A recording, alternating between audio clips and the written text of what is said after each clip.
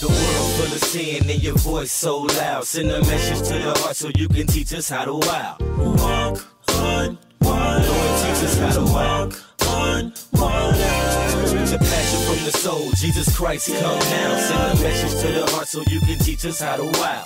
Walk on water. Good evening, brothers and sisters, and all of you water walkers, and all of the people of God, and all those who will view this by way of social media and the platform God has given us via Facebook to share the gospel of Jesus Christ, the good news, the love of Jesus, and to encourage and empower God's people and all people who will give an ear to what the Lord is saying by way of his word. I'm elated to be here with you today.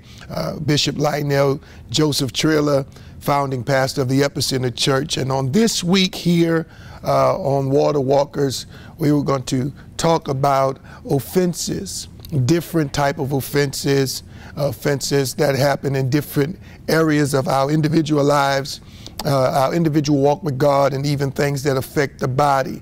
And today I want to talk just a little bit without becoming too theological in my approach, but just maybe just converse with you just a little bit by way of God's word about what I consider offense of the heart.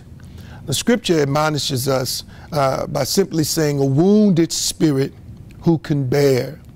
And wounds often come from people who we allow to get close to us. And I'm a kingdom man, and I'm kingdom minded, and I understand when we're advancing the kingdom and we're doing kingdom things, that one of the things we have to be weary of and mindful of is allowing wounds to come in when you're trying to build, when you're trying to do kingdom work. And I'm looking at Matthew, the 18th chapter, and I'll begin at verse number 1 so our understanding is complete.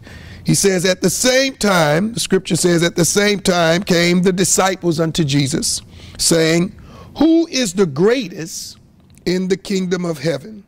And Jesus called a little child unto him, set him in the midst of them, and said, verily, I say unto you, except you be converted and become as little children, you shall not enter into the kingdom of heaven.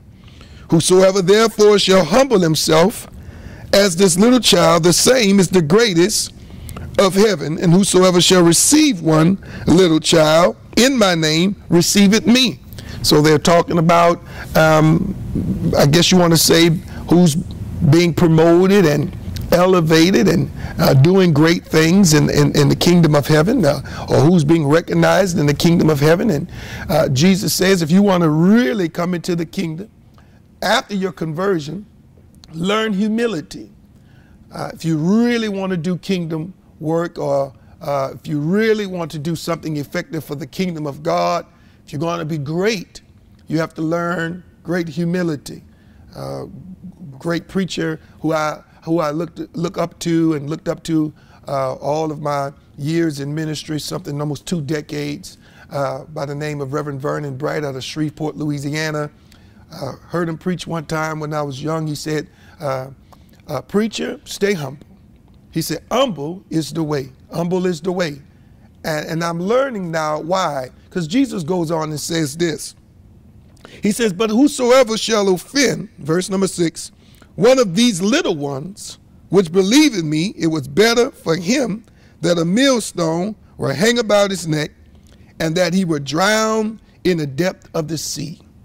Woe unto the world because of offenses. He goes from talking about greatness and to humility, and couples greatness and humility with offenses. With great power comes great responsibility. When God begins to trust you to do great things, you have even more of a responsibility to walk so humbly. Why? Because when folk really start looking to you for knowledge, wisdom, and understanding, they open up themselves, they open up their heart. And I say they open up the emotional gate. And when they open up that emotional gate, brother, if you're not careful, sister, if you're not careful, you could be the very thing that the enemy used to pull them away from God, to pull them out of their faith. You have more people that leave the kingdom, not because of what sinners do. More people that leave church, not because of what contradictions they face from non-believers, but because of what happens at the hands of so-called believers. A wounded spirit, who can bear it? Bible says that a brother offended, it's hard to be won.